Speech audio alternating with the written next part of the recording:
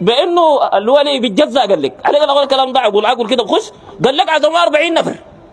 اسمع تجينا في مبدا بكره غدا الشيخ، اسمع يا شيخ تجينا في الكلاكله، واي واحد جاء وعزموا 40 والله.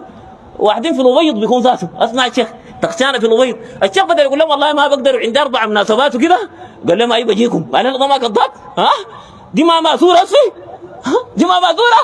لكن طبعا الخنجر ما داري يلف لك راسك، قال لك ال 40 ديل عزموا والله. والشعب لما يكون خاوي وما بيعرف دين بيصدق زي الخرافات دي، والله ما قال لك الغرقان بيعلق بشنو؟ بقشه. يعني احنا اصلا من غرقنا بقينا نمسك في القش والله. ما عارفين حاجه الجماعه. 40 والله دي في سبيستون ما حصلت والله صحيح، دي في فيلم هندي. الهنود ديل ما اقدم ناس، كان قلت له الموضوع ده يقول لك ناي ناي ناي يا ظل ما ممكن، بيقول لك والله الموضوع ده صعب عليه. 40 عزومه قال لك كفاها ووفر رسومه.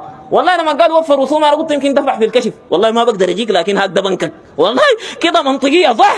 لكن قال لك كرم ضيفان في الحزه لاقاهم 4 تجزا كباشي.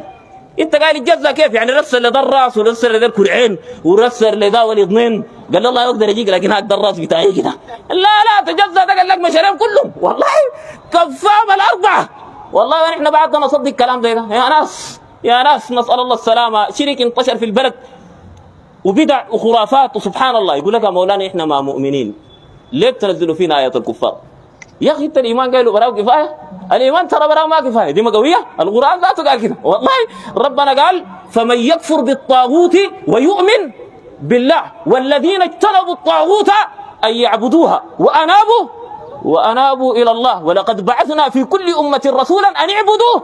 الله وقف لحد هنا قال لك واجتنبوا الطاغوت ده محله كباشي، واجتنب الكباشي والله، واجتنب البرعي. انت قال الطاغوت شنو؟ قال من عبد من دون الله وهو راضي والله، رضيان. الجماعه شايفهم بيحلفوا بالبرعي، وحوت البرعي وحات المهدي وخليفته وصابونته وليفته والله. ما يجي يقول لك مولانا والله احنا ما قاعدين نعبدهم، والشيخ ذاته ما عارفهم عارف والله. وفتحوا لكم فرصه، البرعي ذاته كان حي جابوه في قناه السودان. طبعا الجماعه بيخافوا، مولانا بتقول البرعي ينطط عيونه قدر ده والله. ما عندهم حاجه في الكون والله، ما عندهم حاجه. وانت قال الصوفيه دول كان عندهم حاجه في انصار سنه بياكل باسطه والله؟ ما بتاكل باسطه والله. كان عندهم حاجه كان بدري شلته، لكن ما عندهم حاجه. شغالين في الشجره دي وبناكل احسن منهم. هم بياكلوا قرض واحنا بناكل باسطه والله. هم بيشربوا محايه وسكن ونحن بنشرب لبن والله، وبنشتغل لهم زي ده. نسال الله عز وجل يتقبل منا ومنكم. في ظل ثاني يا اخواننا ولا نلتقي؟ لا الجمعه الاذان قرب يا ظلمه، ماشي بعيد. نلتقي بفضل الله عز وجل في الاجال. يديكم العافيه، بارك الله فيكم وجزاكم الله خير.